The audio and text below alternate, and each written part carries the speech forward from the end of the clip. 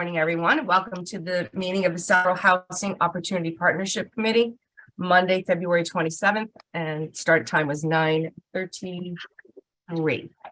Thank you for being here. This is a remote meeting participation, so those who wish to watch or participate remotely may do so by accessing the meeting link at http://www.southboroughtown.com/remote meetings. Okay, meeting's called to order. So we have two hopefully they're going to be quick discussions. The first one I'd like to discuss is the warrant article. So I didn't resend that warrant article to everyone, but we have discussed it in the past. And Andrew, you can confirm this for me. My understanding is this town meeting right now, there's maybe coming another 4 warrant articles. I can't remember what they're called. When the general public sends them in, Andrew, what are those? You're muted. You're muted. Citizens petitions. That's it. Citizens petitions. There's 4 more coming in, possibly. There's going to be 45 plus warrant articles. There's going to be some very heated discussions on the floor. And I feel our warrant article really needs to have some time to discuss. You know, it's going to be debated on the floor. And with the length of what we have coming at us now, I would like to ask this board to vote to postpone our warrant article, just to pull it and bring it to the fall town meeting, where we would have probably more time for discussion on it.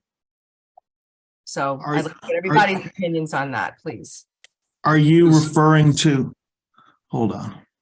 Is this the article about the funds CPC going directly into the housing trust? Right, so the warrant article reads, to see if the town will vote to appropriate from community preservation funds a sum of money to the Affordable Housing Trust for the purposes of facilitating affordable housing consistent with General Law, Chapter 44B and General Law, Chapter 44, Section 55C. And that's what we worked with Jay Tallerman. And because town meeting is going to be so inundated, I mean, we're looking at some pretty heated discussions. Especially the citizens petitions that are going to be coming up. I think there's going to be almost 11 of them or so. Andrew, am I correct? Right now there's I think 1, there's 2, 3, 7. 4, 5, 6, 7. Right, and then Mark said there's possibility there's another 4 coming in. Yeah. So those are at the end. Right. So I'm just wondering if it would be better for more time for a discussion. It's not going to make a real difference to us right now to do this, to postpone this to the fall. So I wanted to see what everybody was thinking on it. I'd rather keep it in and give it a shot and see how the meeting is going. And you know, if it looks like based on the way that the meeting is going, you want to postpone, you can always do that. But isn't this how we kind of got into the position before that we've had, where monies were not being regularly transferred from the CPC to the Affordable Housing Trust Fund? So why would we not do that now? I was just looking at the amount of discussion that's going to be taking place on town meeting floor. And if all those citizens petitions are on night 3 or 4, what's the possibility of people aren't going to go and there won't be a quorum? I was just trying to be considerate. I don't think that a couple of months is going to make that much of a difference. Well, there's going to be there's going to be a consent agenda where a lot of the more non-controversial articles are going to be wrapped into a consent article, so that the number is not as intimidating as it might sound. And most of the more non-controversial articles just kind of fly through. And again, I think that it kind of puts us, if one of the issues that challenges we've been facing is that monies were not regularly transferred from the CPC to the Affordable Housing Trust Fund, then why would we delay this? Okay. Well, what maybe there is. I'm certainly willing to, I think that this has the support of the select board, and someone here I'm certainly happy to speak up about why I think this is important, and I'm sure other people here are as well. Okay, That sounds great to me for my 2 cents input. Okay. And I'm just out of curiosity, can I ask a quick question? We sort of had two things going on this. One is a general warrant that would, in the future, make sure everything flowed through immediately without being stuck at CPC and having to go through, basically a town meeting to get money from CPC into the Affordable Housing Trust Fund. But another article is just the way the Affordable Housing Fund allocation is worded, because in the past, the issue had been that the way the warrant article was worded, that was where the money was getting stuck. It was going to CPC, and the way the warrant article was worded, it gave CPC the right to then be the gatekeeper for the monies flowing through. And I think the concept was, in the future, we were going to make sure that the warrant articles weren't worded that way, so that they no longer had that, what I'll call sticky language for the CPC or the CDC. So is that, I'm just curious, is the warrant article, the way it's worded this year, worded properly so it doesn't have that sticky language? we have this warrant article, Tom, which is our warrant article, to make sure that that money is transferred. But so here's what happens. The CPC has their warrant article, and that warrant article breaks up, and there's separate warrant articles. So there's a certain amount of money that comes in to the community preservation funding from the state. That money has to go into X number of buckets. Each warrant article is broken up based on the bucket. So if you look at the warrant articles, okay, here's for historic, here's for housing, here's for whatever the buckets are, the general fund. And one of the buckets is affordable housing. Right. So this warrant article would have to go every single year. You cannot legally say every year going forward, you have to transfer this money automatically to the Affordable Housing Trust Fund. Right. It has to flow through CPC. Yeah. So that money, when it gets voted on the floor and it goes to the housing, it has to go to the CPC housing bucket, and then it would have to be transferred. It can't go automatically from the state. No, I know. I'm not saying that, Dorian. I'm saying something different. I understand that that's the It's way. the language. They won't. I don't know if they would change the language on the floor, but the language. I understand what you're saying. It's that little line that we were questioning and what Jay was questioning. Yeah. That line is still there. That line that says it can only be distributed through CPC's. I don't discretion. have the warrant. I don't have the warrant. Andrew, do you have the warrant in front of you? Yes. Can you check one of those CPC warrant articles for us and see what the language is? Because that was the real rub, right? That was that unusual language that Jay Tallerman said, hey, that really shouldn't be there. It's been there every year for the past 15 years, but that's wrong. And that's why all the funds have been getting hung up at CPC, and not just as a matter of course going from CPC into the Affordable Housing Trust Fund. And that's that language we were trying to make sure didn't get added, going forward. And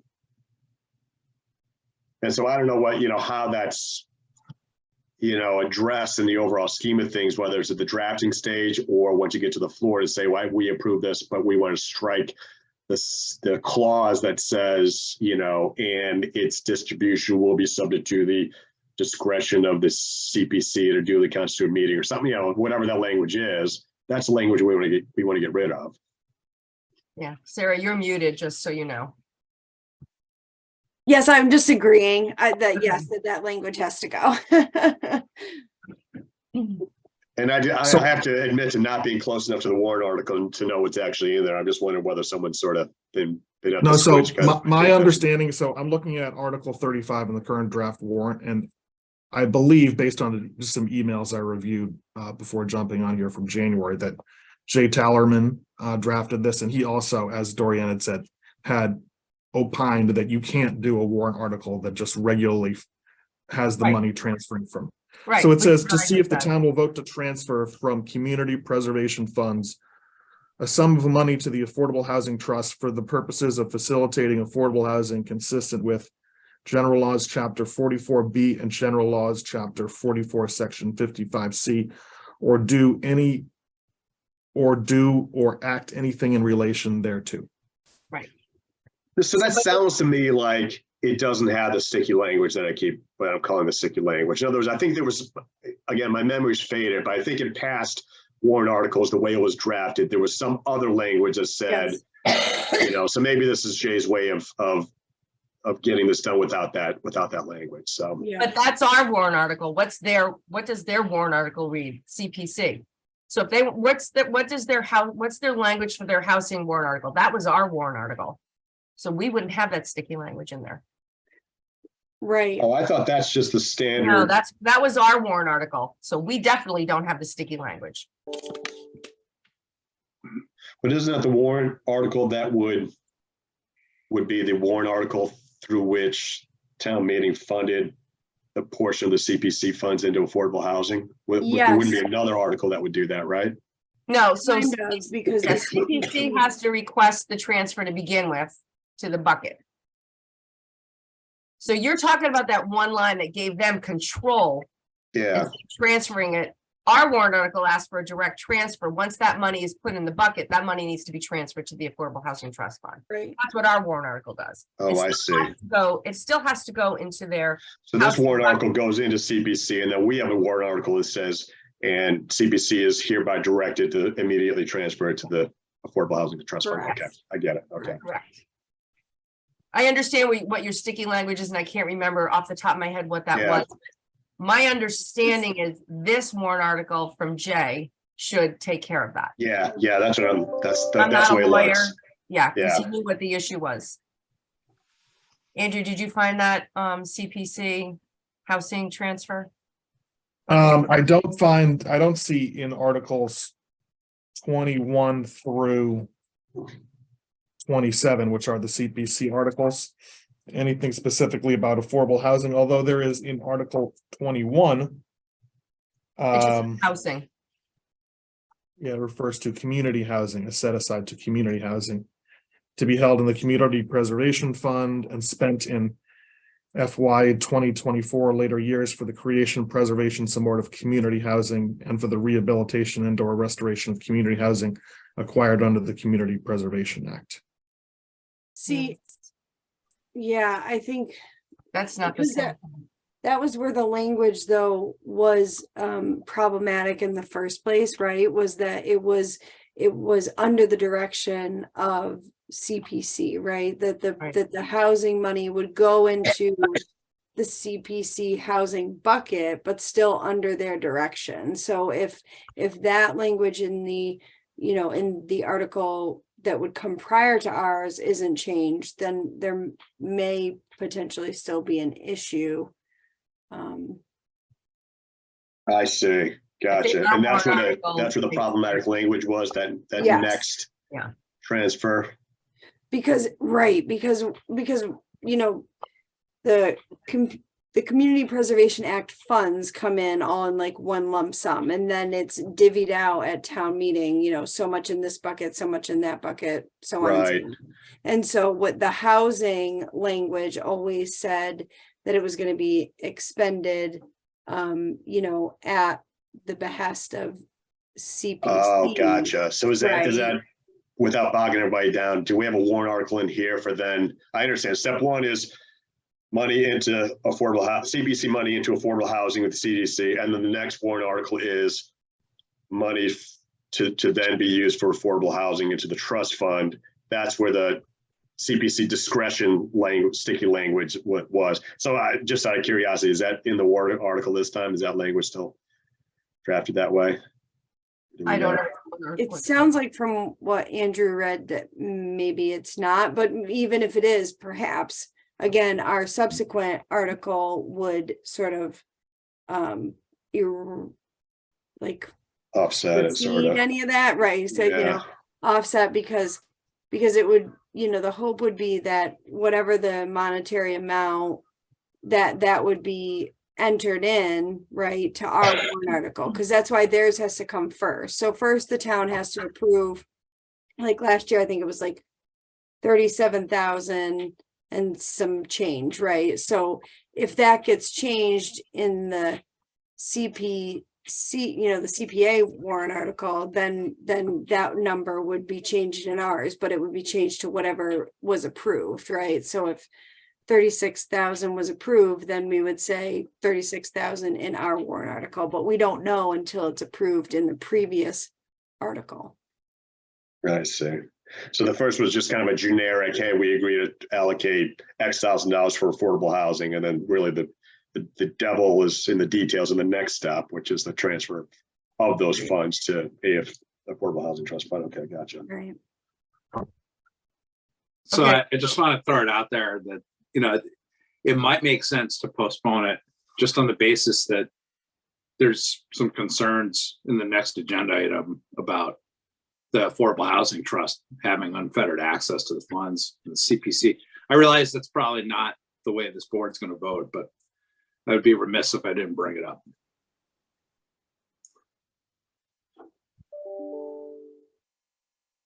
I would agree on that. So Jesse, do you Well, think that the Affordable Housing Trust Fund Committee should have access to the funds or not have access to the funds, or that there Well- should be the Community Preservation Committee should? Initially, I was in support of this warrant article. But it's hard because the warrant article would free us up to be more nimble in terms of taking action to meeting the goals of affordable housing. At the same time, the CPC does act as a safeguard to prevent what could be perceived as improper or it provides more transparency, I guess is what I'm trying to say. In the current My system. quick response to that, Jesse, is I think the safeguard is we don't, once it's in the Affordable Housing Trust Fund, SHOPC or anyone else can't just go grab it. It's then under the control of the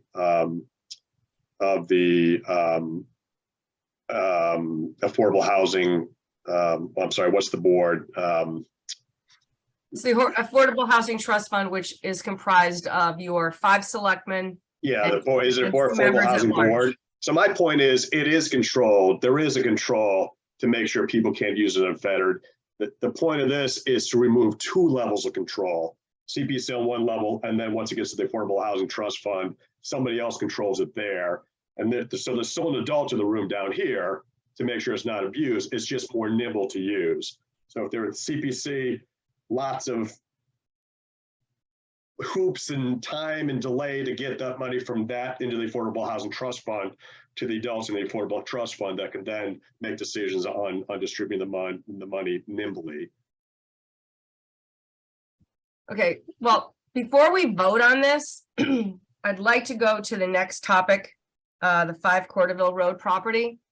Because I think this is where Jesse's concern, and to be pretty honest, my concern is at this point with the funding. In November, and Andrew, I should probably have you speak because you know way more information than any of us do at this point. But in November, based off of an email I received from Kevin Miller, November, I'm gonna go back right now. I'm actually gonna forward these emails to you guys so you can see what's been going on. Back in November, the 5 Corderville Road property, someone had spoken to Kevin Miller, the Historic Commission, that this person had applied. I guess they had applied for a demolition bylaw. I don't know how that works. And the town has 45 business days to look and see if they want to delay that. The person wanted to raise the house and build a new house. It's perked for a 2-bedroom, nothing more. It's a 2-bedroom home. They met on November 17th, the Historic Commission, and decided they were going to do a delay in the bylaw, which gives them 9 months till September to delay any action on that house. They spoke with Mr.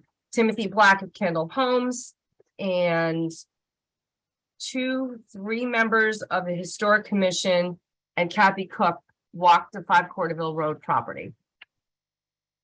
In the meantime, I was asked, I was asked on President's Day to walk the home.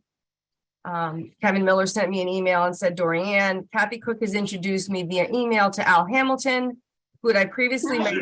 Mr. Hamilton, as sorry. you know, works for Habitat with Humanity, which may be a possible partner for 5 Porterville Road. As I was asked to put together a site visit, we have managed to do so somewhat surprisingly via rapid email exchange over the last 24 hours.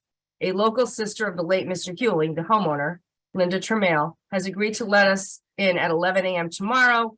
Present will be myself, Kevin Miller, Mr. Hamilton, and a construction manager for Habitat. If I'm available, if you're available, we'd like you to join us. Well, I was not available. I was out of town. I was not able to do that, especially with less than 24-hour notice. So that was the second site visit. And SHOPC, again, with very, very little notification on the second visit. We didn't know about the first visit. We didn't know about any discussions taking place. I found out about a second walkthrough, which I couldn't make. And then I just got an update on that walkthrough that Al Hamilton, Paul Ribello, the construction manager for Habitat for Humanity, and had walked the property, and Mr. Miller. And Mr. Ribello indicated that he thought renovating the property as a single-family home was a viable project, and that both he and Mr. Hamilton voiced their interest in Habitat providing assistance to do so. In general, they thought that the systems in the house were good, the foundation was good, and that the structure was very solid overall. Things that needed to be replaced were windows, kitchen, bath, cedar shakes on the dormers, and he'd have to sit down and crunch numbers. And then Kevin said that his understanding is Habitat provides labor plus half the cost of materials. And then the next line, he says, Mr. Hamilton and Mr. Ribello also plan to attend the joint meeting tomorrow night with all of us. So SHOPC's job is to control this. We should be the ones looking at the housing, trying to figure out the affordability piece. It is our job, it is our purview to be involved in all of these discussions, and we have been completely left out. I have a serious problem with this, and Andrew, don't shake your head at me because we have not been included. So I'm very upset with this, and we're going to a meeting tomorrow night. We don't have any numbers. We haven't walked the property as a group. Our entire board should be walking that property. This is our job. This is what we were created to do. All of this, and I'm going to use this term, but this is my opinion, this backdoor dealing. I've already spoken with Mr. Hamilton on several occasions. He wanted Habitat, he wanted us to work with his Habitat for Humanity. I already told him, we've already talked with another group.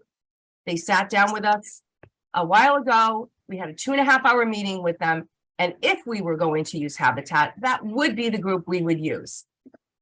Mr. Hamilton didn't accept my answer. He sent me another email 6 months later, citing the same information. I very politely said, Al, I've already told you, I haven't changed my mind on this. We've already spoken with a different Habitat group, and we still have other groups we want to speak with. Habitat may necessarily not be the right group for Southborough to use. There are a lot of other groups. And I've already started putting a list of comprising these groups together to bring in to speak with all of us, because this is SHOPC's decision. This is what we were created to do. We were supposed to be involved in this.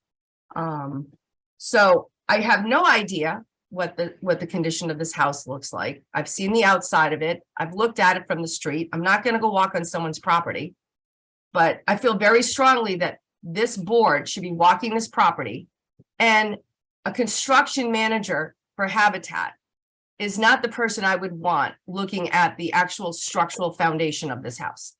We need a structural engineer to look at it if we seriously want to purchase this. Here's my other concern. Habitat does not do, and hang on, Andrew. Habitat does not do historical reconstruction projects. So are we to believe that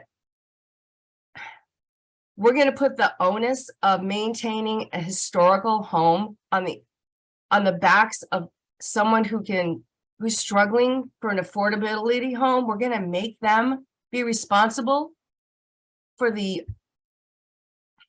affordability. How can you afford to maintain a historical home if you can barely afford to live in a home? And this is why we're creating historical,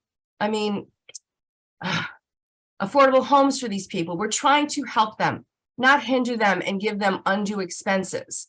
I have some concerns about this. And again, we don't have any information. We have nothing in front of us. And we're going into a meeting. And Andrew said to me, he has more information, and he said it was like $250,000. Well, that's going to wipe out our Affordable Housing Trust Fund at this point, because the transfer hasn't been made. So there's $239,000 in there right now. We worked very long and very hard. We've done the housing production plan. We've done a 5-year strategic plan. My opinion, we should be looking for a project that gets us closer to the 66 number that we need, not using all of our funding for a one-shot deal here. If we buy this for $250,000, and let's just use that number because that was the number given to me,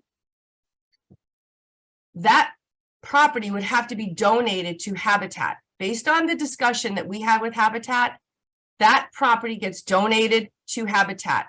There's no return on our investment. They own it. They provide the mortgage to the person who comes in to live there. That's what they do. We don't get a return on our investment. Whereas something like Stockwell Lane, we sold it back. We got most of our money back except for the money that we spent repairing things. So that's my understanding. And I'm happy to be corrected if I'm not correct in any of my statements. But again, we're going into a meeting tomorrow night with the Board of Selectmen. And, everyone there will have seen that property, and we still haven't seen that property. Andrew, did you walk the property? No, and may I respond? Yes. Okay. Lower my hand. I would like everyone to take a big picture view of this. Everything we do should be guided by what is in the best interest of the town of Southborough.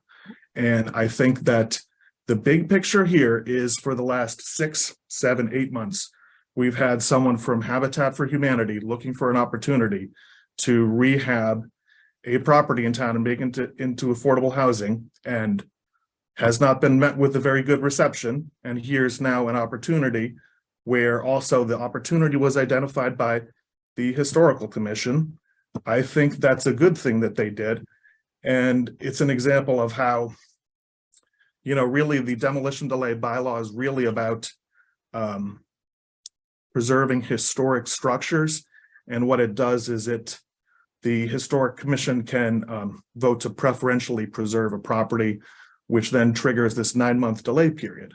Now, one of the opportunities that's presented by this is an opportunity to identify properties that might be used for affordable housing. So I think the Historical Commission should be commended for identifying this as a possible opportunity and bringing it to the attention of the Select Board and SHOPC.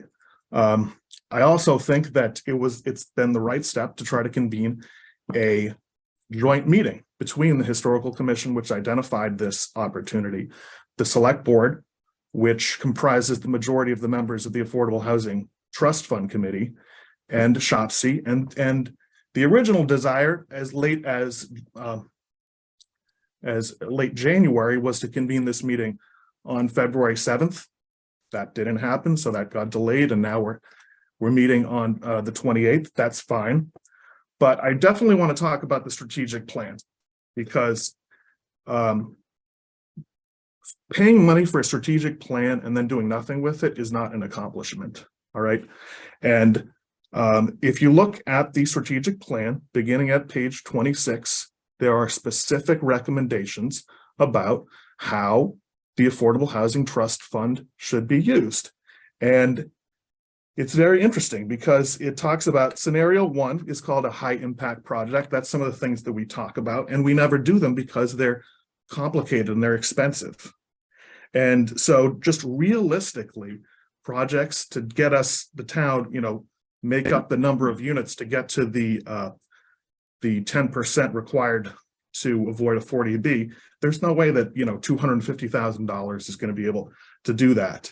So the strategic plan concludes with a recommendation that what they call scenario 2, which they really bluntly refer to as a business as usual approach, investing in smaller projects, is the most appropriate use of the Affordable Housing Trust Fund. So this is an opportunity that fits remarkably within that. So about the $250,000 number. Another thing which has made this a little more complicated is that what triggered the application for a demolition permit to begin with was a tentative agreement between the owner of the property. It's actually the owner of the property passed away. They have an heir who's handling this estate. They had an agreement to sell the property to a developer for $250,000. If it perked for, and I don't have the exact number with me, a certain level of bedroom for a septic system, and it did not. So that suggests perhaps the property might be able to be acquired for significantly less than $250,000. Another thing which hopefully you'll see in some of these emails that lays out a lot of the relevant detail is that Habitat, their basic MO, I believe, is they donate all of the labor and the cost of half of the materials. Another thing that's interesting is because we're now entering the state budget cycle, we also have our state representative and state senator approaching the select board about earmark requests, ways that we might be able to top off money to complete a project like this. So I think the board, I get the impression the board has been steered towards one conclusion for the last several meetings. This is a bad project, just being fed with reasons why this is a bad project. I'm not sure how I ultimately come down. I think, one of the things that that the committee should take into consideration is how this jives with anything that might happen at the South Union Schoolhouse. But I think that's another thing that we should expect, this committee should expect to be asked by the select board tomorrow night is, okay, so if you don't think this is a good idea, what ideas do you have to develop affordable housing? And I'm not sure we really have one right now, other than, again, saying we did a housing production plan and we got a strategic plan. Those aren't accomplishments. They don't get anything done unless we listen to them and act on them. So it's unfortunate that something like this, which is, again, the big picture,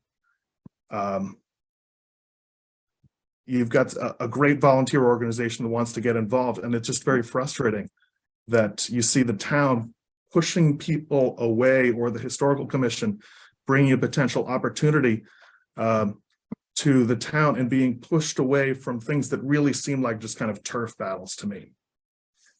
Andrew, I'm gonna interject here, and then I'm gonna let Jesse speak and Tom to follow.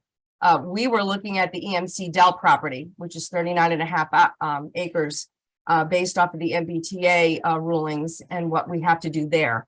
And we were seriously taking a look at that for affordable housing. And that would get us closer to our number that we need for the state, not just a one unit, which would clean out our bank account at that point.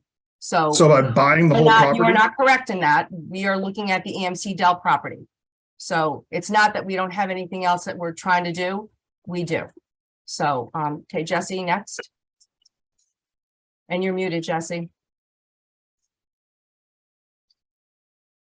Andrew, did I hear you correctly that the property didn't perk? Correct. So how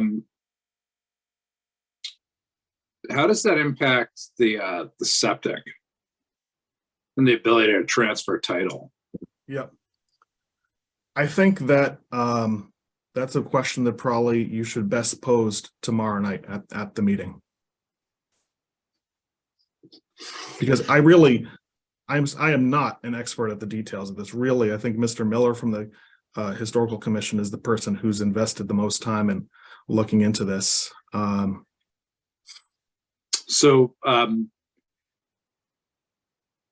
to Dorian's point, Andrew, this is the kind of thing that would be really have been productive for us. This is just one of the items on my list of questions. I think that where I agree with Dorian is that it would have been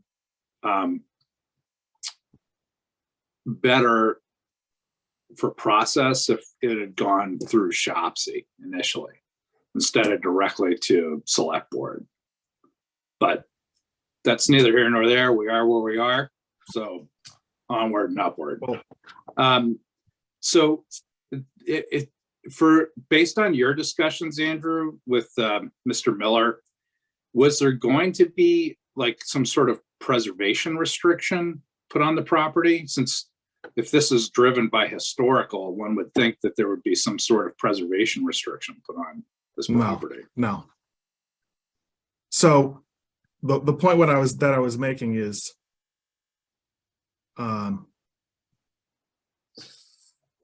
demolition delay bylaw triggers the 9-month delay, right? And one of the reasons why you have that delay is to consider, for example, sometimes a private owner might say, you know what, don't demolish the property. I will come and I really am interested in historical preservation, so I'll buy it instead and I'll preserve it, etc. And that might involve, you know, a preservation restriction, something like that. But this property, to me, it's not super duper historic, but it's in a important part of town. And I would really prefer to see, even if it's a smaller property, a property that is used for affordable housing and maintained the way it is right now, rather than you demolish it and you know what you're going to see. It's going to be another kind of boring home that doesn't really add much to the character of the town.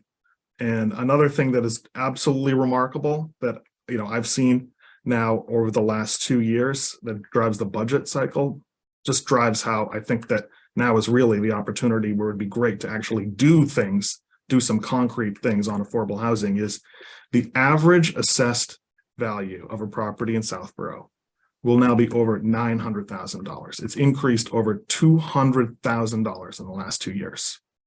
So if we can, yeah, I'm sorry to interrupt. Yeah. I just kind of want to, because I'm sure other people are going to want to speak, and I kind of want to get to some of my questions, if that's okay, Andrew.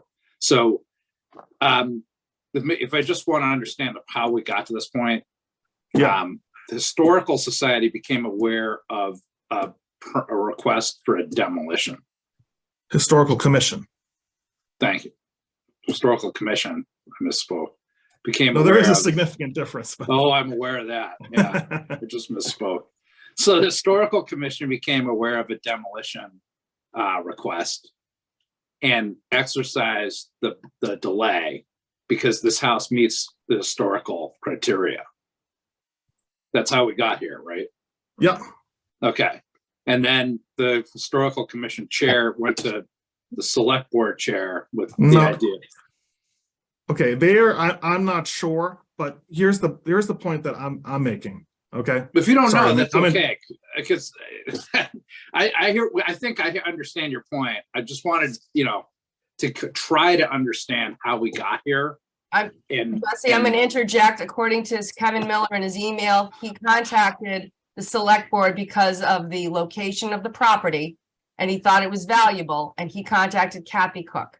Okay. So that's exactly. So I know a little more of it than that. So Andrew, as far as you know, with the going down the path of Habitat for Humanity, does the town get credit for an affordable housing unit with the DHCD inventory if we go down that path? I would think that we do. Yeah, well, yeah, the whole point of this, the whole reason Yeah. we're involved is because it's gonna be an affordable unit, right? That's why the Affordable Housing Trust Funds would be used for this project, right? I can't Okay. imagine the Affordable Housing Trust Funds are used to rehab a house and purchase a house or rehab it for use that for market rate housing. That can't possibly be the case. So this has to be Yes, end up as being an affordable unit that would count towards a subsidized housing inventory, to your question, Jess. that is correct, Tom. We do get credit for the 1 unit. Yes. So does anybody know when this is gonna go for a vote? Like, when's the next Affordable Housing Trust meeting scheduled? And if Tomorrow. so, is it gonna? So that so the Affordable Housing Trust may even vote tomorrow on this, if I'm hearing. I don't think so, but there's been a joint meeting called of SHOPC, the select board, and the affordable housing. And I think actually the planning board, we have a joint meeting with you tomorrow. On Tonight, another right? item. That's on, yeah, Okay. I'll be there for that anyway, but Yeah. that's on warrant articles, not related to this. So have you and Mr. Miller gone to the extent of understanding who would manage this project? Would it be a town employee? Would it be Mr. Miller? Who's going to actually? No, and these are all questions that are good questions to ask tomorrow. I mean, we're just at the basic level of, should we be interested in, you have a 9-month window Okay. of the delay that ends in September. It was all the parties involved were not able to meet earlier in February. So now we're meeting now. I mean, you need to at least start to have a discussion about, are we potentially interested in this or not? And, you know, the point that I'm just strongly advocating is keep an open mind. It's absolutely appropriate to make a list of questions and ask them, but I just don't think that we should be being steered towards a conclusion that this is bad. And I also think that for things to work at a certain point, you know, if one committee identifies an opportunity that's in another committee's wheelhouse, that's fine. You just that's fine. Let's just roll up our sleeves. Can I and take a chime look in on at this, it. Andrew? Well, I just have one involved more. in- If I can just I'm peripherally finish my involved in- point, Oh, Mr. yes, sir. Dennington, I agree with you, but at the same time, I think it's also fair and okay, as you said, to ask questions and have them heard and answered before any votes are taken. And I hope that that's the That's a fair spirit in point. which we all approach this tomorrow night. Thank you. I'm peripherally Thanks, involved Jesse. with this. Alex, hold on. Alex, Tom was next and then I'll go to you. Okay, so. can we Yes, let so I Tom just want to go? share, you know, that's why we're here, is to share thoughts on the subject matter. So, you know, from my personal perspective, I agree with about 95% of everything that Andrew said. You know, this house is the type of project that is appropriate for SHOPC to use affordable housing trust funds to use to rehabilitate. Our mission is to create affordable housing, and I agree with the sentiment that if the Historical Commission has an opportunity to collaborate with us and bring something to our attention, that could jointly be a joint project between the Historical Commission and SHOPC to create an affordable housing unit. I agree that that is within the mission, that is consistent with what we do. That's an appropriate use of affordable housing trust funds, and is something that would be good for the town. I agree with all that. And I, you know, to the extent we can get someone like Habitat for Humanity to come in and you know, their public interest group and control the cost. I think all the aspects of this, you know, are, in my view, good and consistent with our mission. My hang up is the question of, if not this, then what? And my answer to that is the what. I've just spent the last year and a half of a lot of my time and a lot of hours and a lot of research into 21 Highland, the South Union School building, which if all works out, would translate into 10 to 15 potential affordable housing units. And so that is if not what, that is in my mind, the what. And is that a better use if we're going to invest $250,000 into an endeavor for SHOPC? Would it be better to put it into 5 Courteville Road where the whole thing gets depleted for 1 unit? Or would it be better to put into a project like 21 Highland, which would create 10 to 15 units? And as you might imagine by my tone and the message, that is obviously clearly where I come out. And just to give you a sense, we Jesse and I are on this subcommittee for 21 Highland, and our report's going to come out very soon. And, there are a lot of decisions that need to be made between when a report comes out and what the town decides to do with it, and how that project actually comes into fruition as an actual concrete project, who does it, how it gets financed, all these things. But one of the main things is, it's affordable housing for a project like that. It's, as Andrew said, it's not easy. It doesn't pencil out under conventional financing mechanisms. Not like a developer goes and says, okay, we're going to invest $4 million and we're going to build 12 units and we're going to sell them for $800,000 and we're going to make a profit of $2 million.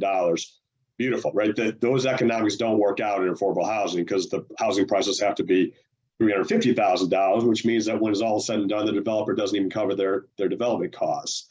So one of the things, just big picture of how 21 Highland would come into being, if it did come into being, would be some combination of a lot of different funding sources, right? So it's true that whatever funding, by the way, is it really only 239? I thought we were supposed to be getting 470, but anyway, whatever it is, there's a lot of different things that are going to go into the funding of an affordable housing project like that. If there's $250,000 in the account right now, that is definitely not enough money to develop a $4 to $5 million project at 21 Highland.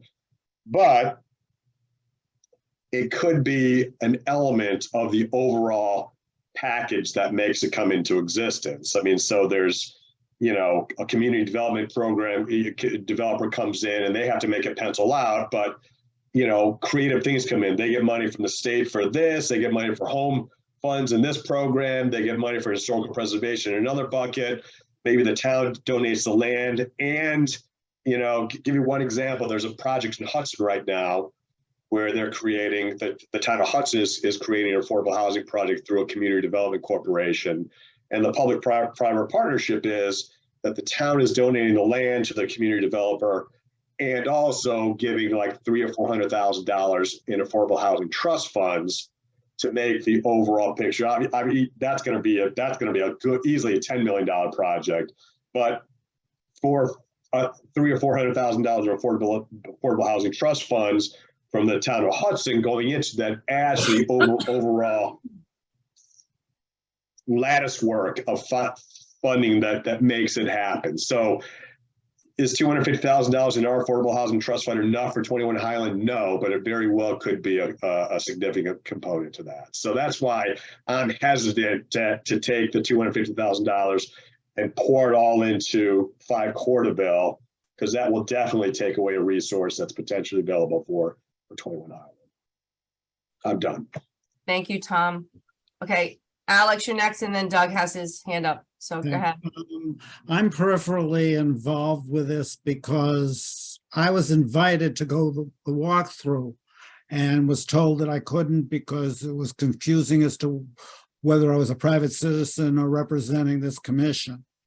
My interest is more with my historic preservation because I have chaired and belonged to historic commissions for going on 20 years. And I'm not involved with any at the moment, although I'm getting peripherally involved with this one.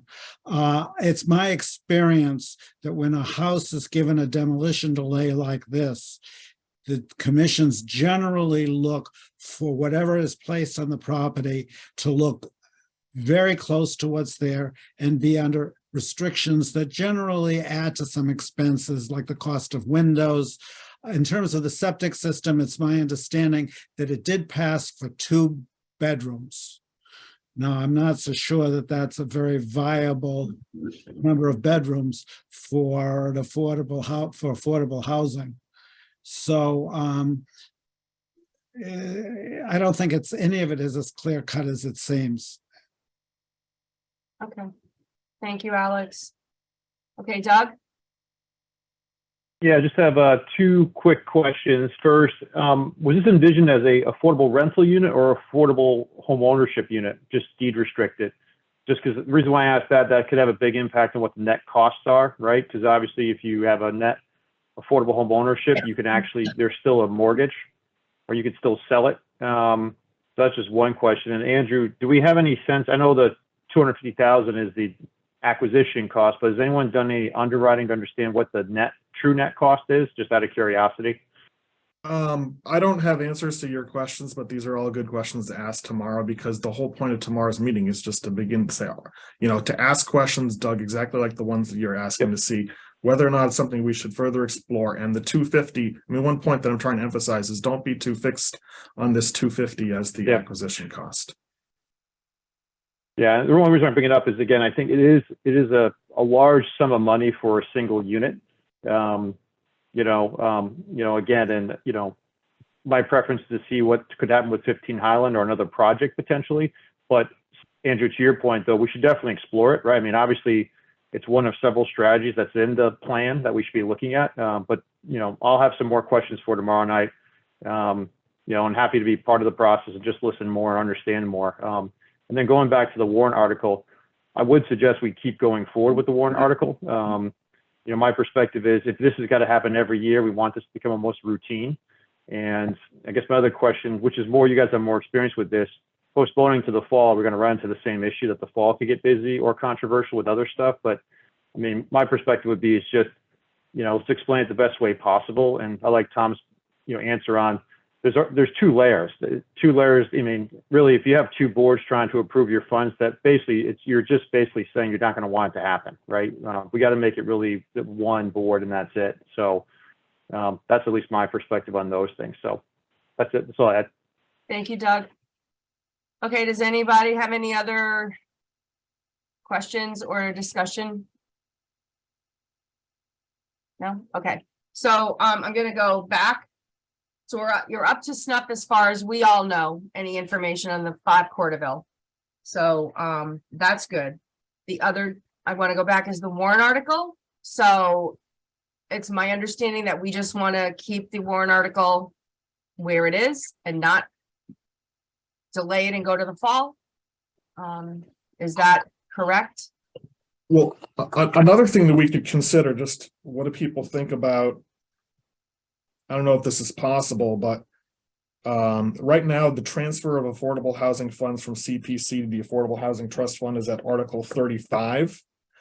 And the other CPA articles are 21 through 27. What do people think about maybe asking to move up 35 so that it's closer with the other CPA articles, so that it's thought of as kind of one process?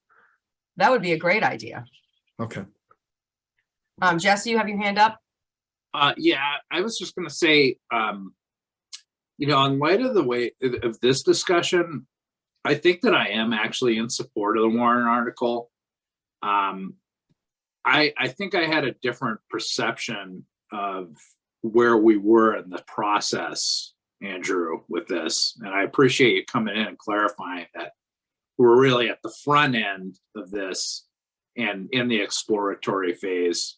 I think I had a misunderstanding that we were, actually this concept had already been explored and vetted by historical and select board.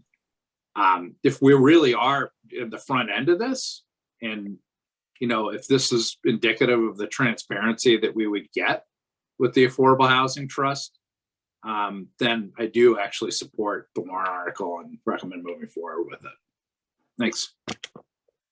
Okay, so I'm going to leave the article to go forward as it is. And Andrew, is it possible to get it moved up with the CPC articles? I can ask. Okay. All right, so we go from 35 into the later 20s. That would be great. Okay, This was supposed to be a very short meeting. I'm really sorry. I didn't think it would be such a long discussion, and I appreciate your time, gentlemen. And Sarah, does anybody have anything else that they want to add? Okay, I'm gonna have a motion, make a motion to adjourn. Do I have a second? Second. Okay, Doug seconded. Okay, all in favor, Jesse, Aye. Tom, Aye. Doug, Aye. Andrew? Aye. Alex? I Dorian is an aye. Thank you, everyone. We'll see you tomorrow night at the joint meeting. Thanks for your time, guys. Everyone. Thanks all. Thank you. Bye.